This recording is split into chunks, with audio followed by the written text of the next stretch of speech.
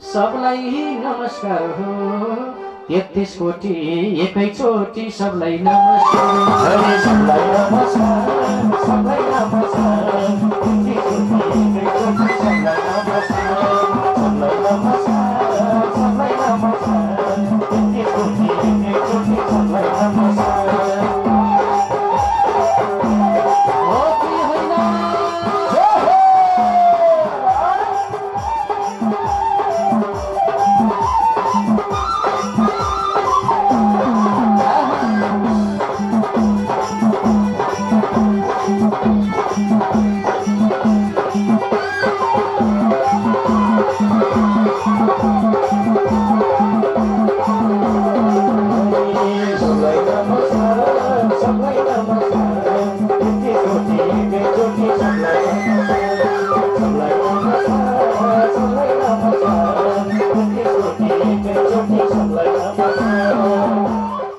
तिम्रा दिदी महलमा बसिरहेकी छिन् तिम्रा बहिनी महलमा बसिरहेकी छिन् आज पूर्व जन्ममा कुन चाहिँ अपराध गरेछौ म जस्तो गरिबीको झुपडी सजाउन आइपुग्यो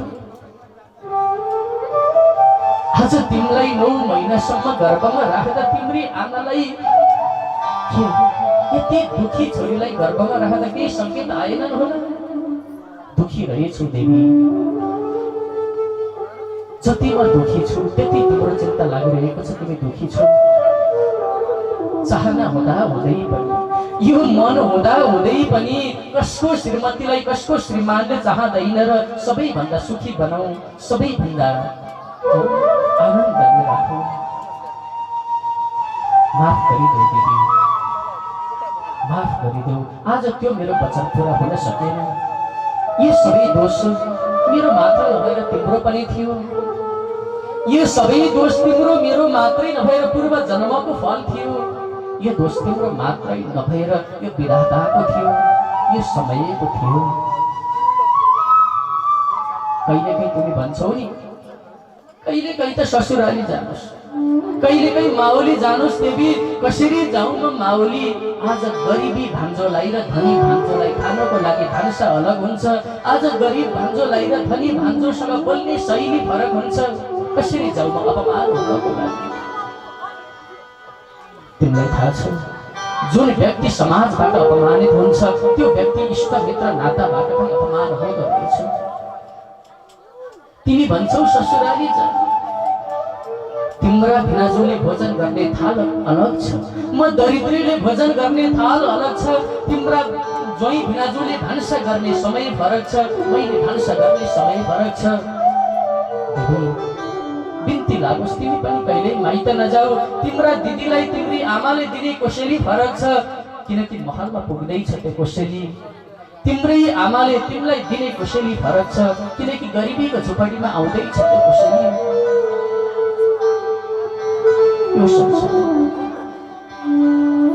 यो संसारमा सम्पत्ति र विपत्ति दाजु र भाइ रहेछ त्यही सम्पत्ति रहेछन् आज जति धनी मानी कहलिएका त्यही विपत्ति रहेछौँ हामी दरिद्रीबाट चिनिएको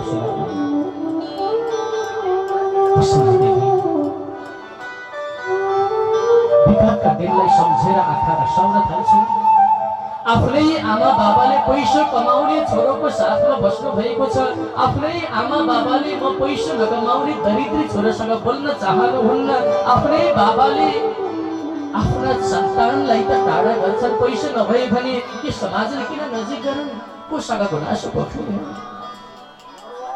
आफ्ना भनौदाले त दुःख पायो भने अझै पनि छेउ लगाउँदै रहेछन् सबैले भनेको आगो ताप्दा रहेछन् ती आमाले 9 महिना सबैलाई गर्भमा बोकेर जन्माएकी दाजु पैसा कमाउँथ्यो दाजु सबैको हाई हाई भाइले पैसा कमाउँथ्यो आमाको हाई हाई बाबाको हाई हाई म दरिद्री छु मलाई सबैले गर्छ भाइ भाइ यस्तै रहेछ सुशीला यो जीवन पद्धति यस्तै रहेछ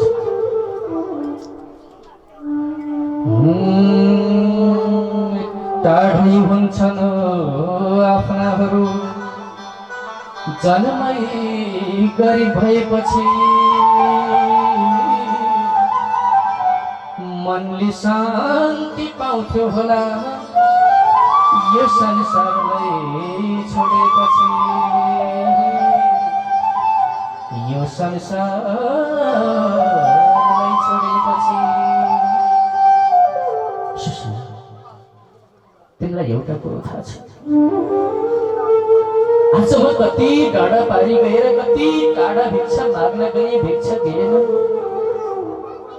बाटामा आउँदै गर्दा मेरो आफ्नै दाजुले रथ हाकेर हिँडिरहेका रहेछन्। मैले हात देखाएर रोक्न लगाएँ, दाजु म मर्ने भई हिँड्न सकिन, अलि परसम्म लगिदिनुहोस्। आफ्नै दाजुले एउटा गाडीसम्म पनि रोकेर मलाई सम्मान गरेनन्। आफ्नै दाजुले त अपमान गरेका छन्, आफ्नै भन्दाले त अपमान गरेका छन्, अरू कसले गर्लान् सम्मान? त्यसैले भगवानको भरोसा गर। यदि यो समाजले जति रिस गरे पनि भगवानले माया गरे पुग्छ। यदि समाजले माया गरेर भगवानले रिस गरे भने त्यो राम्रो हुन सक्दैन दिदी, त्यो कहिल्यै राम्रो हुन सक्दैन। महापैसा भन्ने अतुल मोहनीदार चिज यो, कहाँ कहिले जन्म्यो, कसरी दुनियाँको मन जित्यो, कसरी दुनियाँको मन जित्यो। हे प्रभु, आज सबैको रचना गर्यौ राम्रै छ, यो मान्छेको रचना गर्यौ राम्रै छ, यो मान्छे भित्र बस्ने मनको रचना गर्यौ त्यो पनि राम्रै छ। आज यति फराकिलो मन बिगार्ने धनको किन रचना गर्यौ प्रभु? आज आफ्नालाई टाढा बनाएर टाढाकालाई आफ्नो बनाउने धनको किन रचना गर्यौ? यदि मसँग पनि पैसा थियो भने, यदि म पनि दाजुभाइ जस्तै सम्पन्न थिए भने आज मेरा पनि अघिपछि लाग्ने कोही हुन्थे होला। आज गरिबी छु, आज आफ्नै पूर्व जन्मको दोषले पीडित भइरहेको छु। आज अघि पछि त लागेका छन् तर साथ दिएर होइन, अघि पछि लागेका छन् तर अपमान गरे, अपमान गरे। रहेछु रहेछु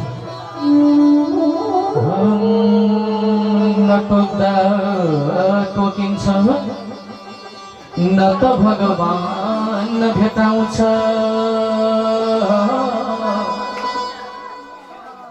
न त शान्ति मिल्छ, न त तियामा भेटाउँछ, न त तियामा भेटाउँछ। हे प्रभु, यो पैसो भन्ने चिज कति अचम्मको रहेछ। न टोकेर चपाएर खाँदा पेट भरिन्छ, न भगवानलाई खोजेर जाँदा किन्न पाइन्छ, न जन्म दिनेवाला ती आमालाई खोजेर जाँदा किन्न पाइन्छ। कहिल्यै यी महान तत्त्व नपाइनेवाला पैसाको पछि लागेर आज एउटा मानवले अर्को मानवको अपमान किन गर्दैछौ? समाज एउटाले अर्कोलाई दरिद्रता भनेर किन निन्दा गर्दैछौ? दिन अगाडि बढे, वर्ष दिनको तीजको समय आइपुग्यो। सबै दिदी बहिनीहरू हरितालिका तीजको दिनमा शिव मन्दिरसम्म गए। बिचारी ती सुशीलालाई जान मन हुँदा हुँदै पनि शरीरमा एक सर वस्त्र भन्दा अर्को छैन। त्यसलाई धोएर पखालेर मैलो फालौँ भने अर्को लगाउने वस्त्र छैन। थाहा छ, एउटा लगाएको धोती सारीमा नै कालो कालो गाँस्दा गाँस्दा टाल्दा टाल्दा आज फरियामा बुट्टा भरे जस्तो भइरहेको छ। कसरी जाऊ मन्दिरमा? सबै दिदी बहिनीले अपमान गर्छन्। हे भगवान, तिम्रो मन्दिरमा त आउँछु तर दिनमा आउँदिन। हे भगवान, कथा सुन्न त म आउँछु तर दिनमा आउँदिन, मेरो निन्दा गर्छन्। म रातमा आएर तिम्रो दर्शन गर्छु ताकि मलाई कसैले नदेखुन्, ताकि मलाई कसैले जिउँदै मरेर बसेको अझै पनि मार्ने प्रयत्न बच्चाले नमारुन्। त्यसैले आउँछु, मेरो आफ्नो समयमा आएर तिम्रो दर्शन गर्छु।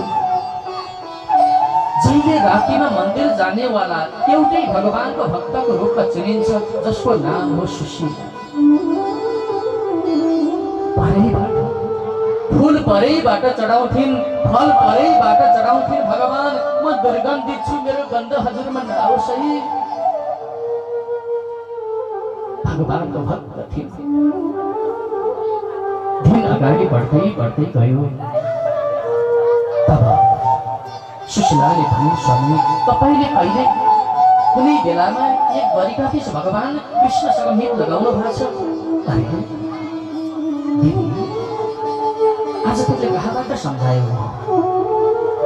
कसरी? यही हातले अङ्कमाल गरेर द्वारिकाधीश भगवानसँग मैले मित लगाएको कुरो तिमीलाई कसरी भनौ? कहाँको ऐश्वर्यवान द्वारिकाधीश भगवान, कहाँको म दरिद्र सुदामा। मैले जानी पनि भन्दैछु, एउटा दुर्गन्ध र सुगन्धको मिलन हुन सक्दैन। एउटा भगवानको र म जस्तो फोहोर महिलाले दुर्गन्धित भएको भक्तको मिलन हुन सक्दैन। त्यसैले मैले कुरो मुकाउँदैछु देवी, मैले मित लगाएकै हो। अरे त्यसो भए जानुहोस्, तैपनि मितले केही दिन्छन् कि? त्यति सम्पन्न रहेछन्, मितले अलिकति दिँदा पनि हामीलाई ऐश्वर्य हुन्छ। तपाईँ जानुहोस्। तर खाली हात नजानु भनेको छ 5 ठाउँ।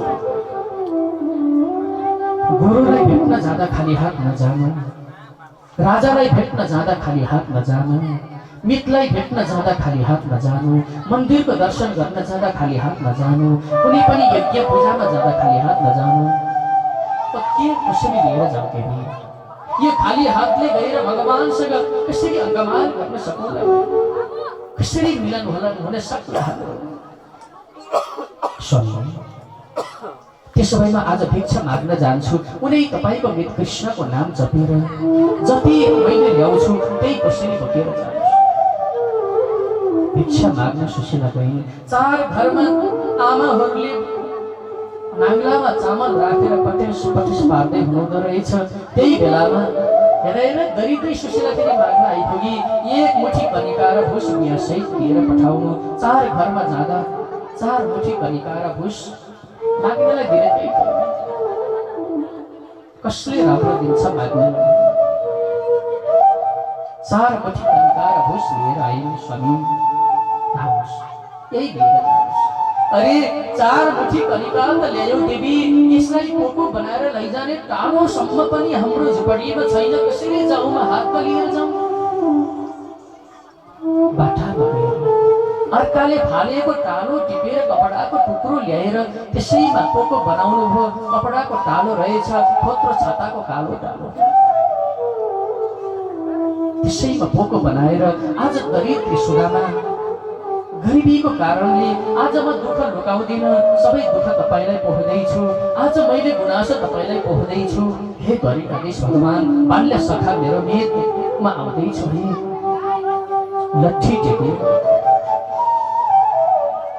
लट्ठी टेकेर शिरमा टोपी छैन, पाउमा चप्पल छैन, एक सरोवस्त्र पनि च्यातिएको छ। हरे राम जप्दै जप्दै जप्दै आज सुदामा भगवान कृष्ण भेट्न प्रस्थान गरिबक्सियो आफ्नो झुपडीबाट। एकचोटि हामी सुदामाको त्यो अवस्थामा गएर सोचौँ त, एकचोटि मेरी आमा दिदी बहिनी सुशीलालाई सम्झेर सोचौँ त, त्यस्तै दुःख कष्ट हामीलाई पर्यो भने हामी के गर्न सक्छौँ? आखिर मन त सबैको एउटै हो, मन त सबैको समान छ। सबैलाई काट्यो भने दुख छ, सबैलाई पोल्यो भने दुख छ, सबैलाई मिठा वचनले बिजायो भने भित्री कलेजीमा गएर त्यो काँडो बित्छ। बाहिरको काँडो त निस्केला, भित्रको काँडो कसरी निस्केला? कसैलाई दुखीलाई अझै दुखी बनायो भने दुखीको मन दुख्ला, सुखीलाई अझै सुखी भयो भने सुखी झनै खुसी होला। मन त सबैको एकै हो। तर पनि सुदामा सरासरी घर गृहस्थीबाट बाहिर निस्किबक्सियो। हरे राम जप्दै तर्क वितर्क मनमा खेल्न लागे। गएर अङ्कमाल गर्न खोज्दा दुर्गन्ध भएर मलाई अपमान गर्लान् कि, बाल्यकालको साथी मितभन्दा मलाई नचेल्लान् कि? एक मनले भन्छ भगवानले सत्य कहिल्यै भुल्दैनन्, भगवानले सत्यको जहिले सम्मान गर्छन्। भक्त भनेर जाँदा भगवानले सर्वस्व सम्मान नगर्न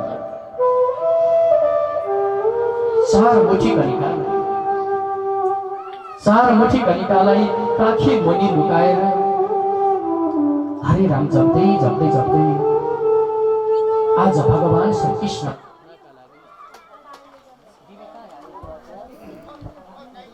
अन्य सखा कृष्णलाई भेटेर दुःख पोखेर दुःखको भारीलाई बिसाएर सुख रूपी भारी बोकेर आउने ठुलो सपना बोकेर आज सुदामाजीको आगमन।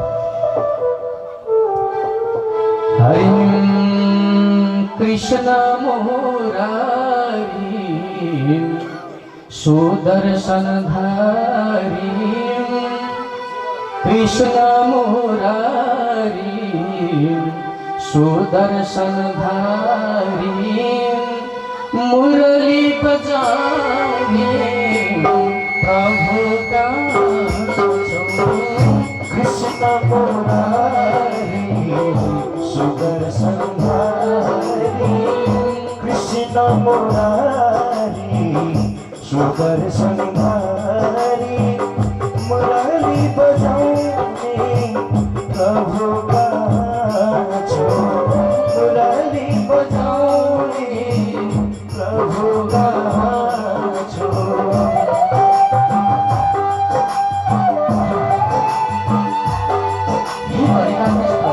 तपाईलाई भेट्नमा आउँदैछु, तपाईँ कहाँ हुनुहुन्छ?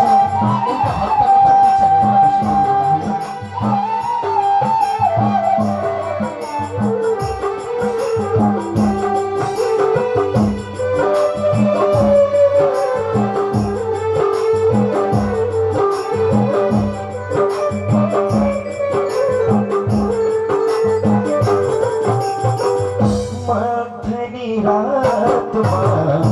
मथुरा छोड़ी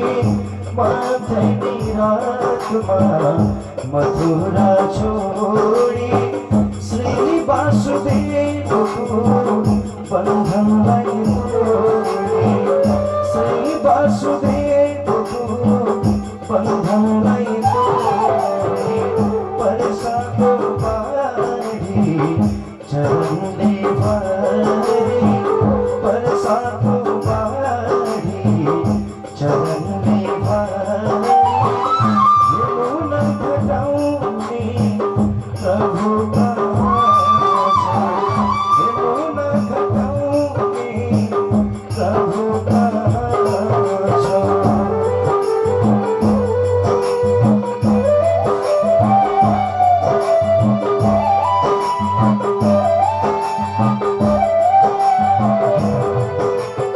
ये शरीर पनि कमजोर कामका लाग्छ। खुट्टा भुइँमा टेकिन छोडिन्छ। तपाईँको दर्शनको लालायित भएका आँखाले कति तपाईँलाई दर्शन गर्न नपाइरहनु भएको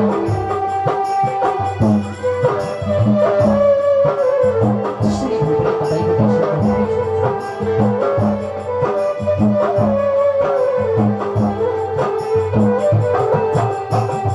गोपको लागि गोवर्धन धारी गोपको लागि गोवर्धन धारी पाप हटायो कंसलाई मारी पाप हटायो कंसलाई मारी सधैँ भक्तको भैया खबरी सधैँ भक्तको भैया खबरी लाज बचाउने प्रभु का लाज बचाउने प्रभु का कृष्ण मुरारी सुदर्शन धारी कृष्ण मुरारी सुदर्शन धारी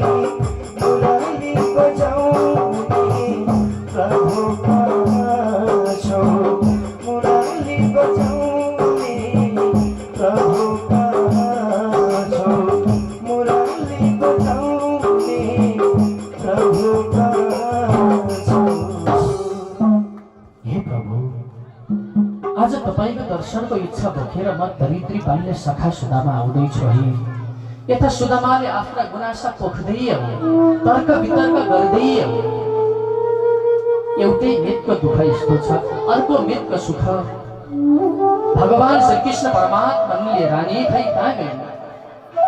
रानी रुक्मिणी, हे जाम्बवती, रानी सत्यभामा, रानी नागनाजिती, हे रानी मित्रबिन्दा, होइन कता गएछ? रानी कालिन्दी छैन, हे रानी भद्रा, होइन कान्छी लक्ष्मण पनि कता गएछ? परेको बेलामा कता जान्छन् कता जान्छन्। यसो बाहिर बगैँचातिर गएर एकछिन घाम तापेर बसौँ भनेको, कता गए कता भनेको बेलामा बस्दैन, यता र उता डुलिरहन्छ। भन्दा भन्दै पाँचवटी कता कता गई, तीनवटी त पछि पछि आइछन्।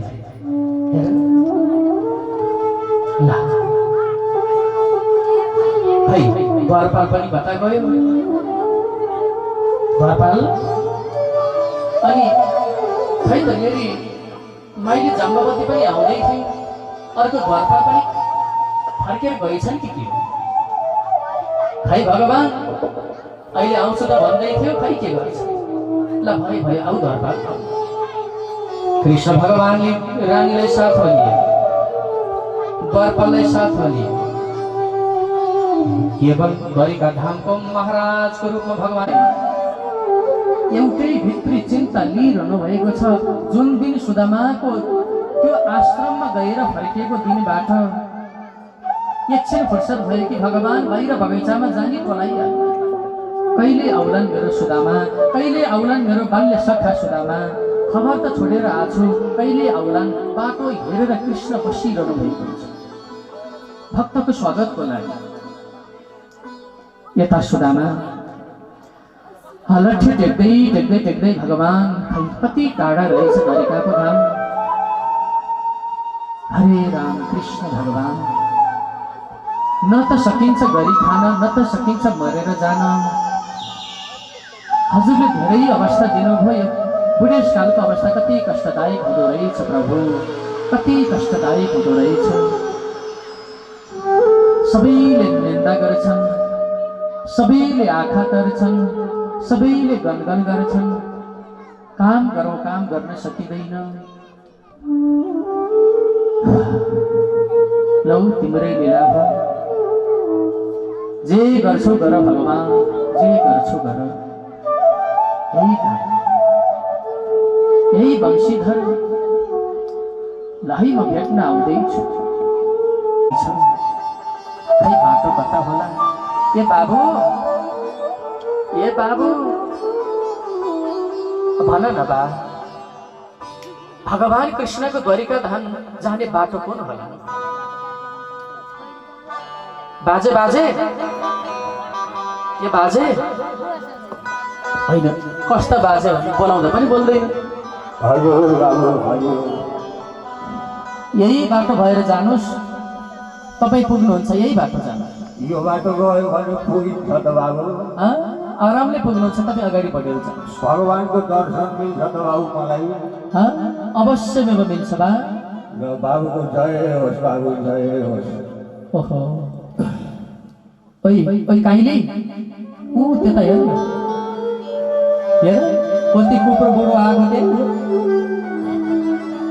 हेरेर कति बुढा बाजे रहेछ। हेर त कहिल्यै खान नपा जस्तो है। हो त ओइ साइली, तँलाई गन्ध आएको छैन? छिछि छिछि गनाएको नि, नाकै झर्ला जस्तो। होइन के गनाएको भने त यी बुढा मान्छेको आ रहेछन्, कहिल्यै नुहाउँदा पनि रहेछन् कि।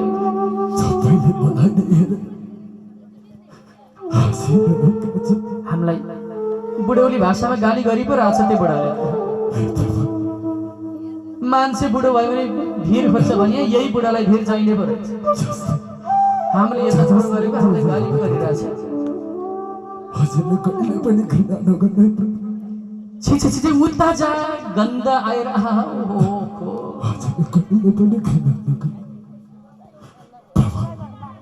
आज हजुरको दर्शनको लागि भने यति टाढाबाट हजुरको शरणमा आउँदैछ यति कष्ट यति दुःख पाउँदाखेरि बाल्यकालमा खेलेको सम्झ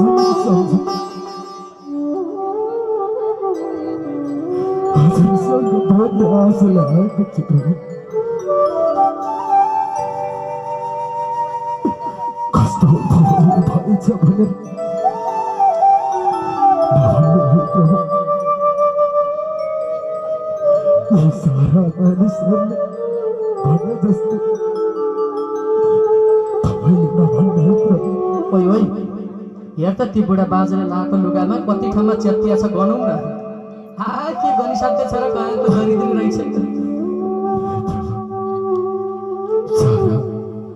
हेर कठै बिचरा खुट्टामा चप्पल पनि रहन्छ ती बाजेको त।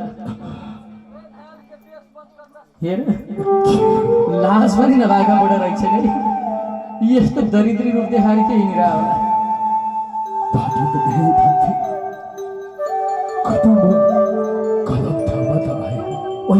मैले त चिनिनँ ती बुढा बाजेलाई। यी बुढा त जहिले पनि गाउँमा मागी हिँड्छन्, मलाई भिक्षा दिनुहोस् भन्दै हिँड्छन्। यिनी त दरिद्री जोगी हुन् जोगी। सबलाई नमस्कार हो 33 कोटी एकैचोटि सबलाई नमस्कार। सबलाई नमस्कार, सबलाई नमस्कार।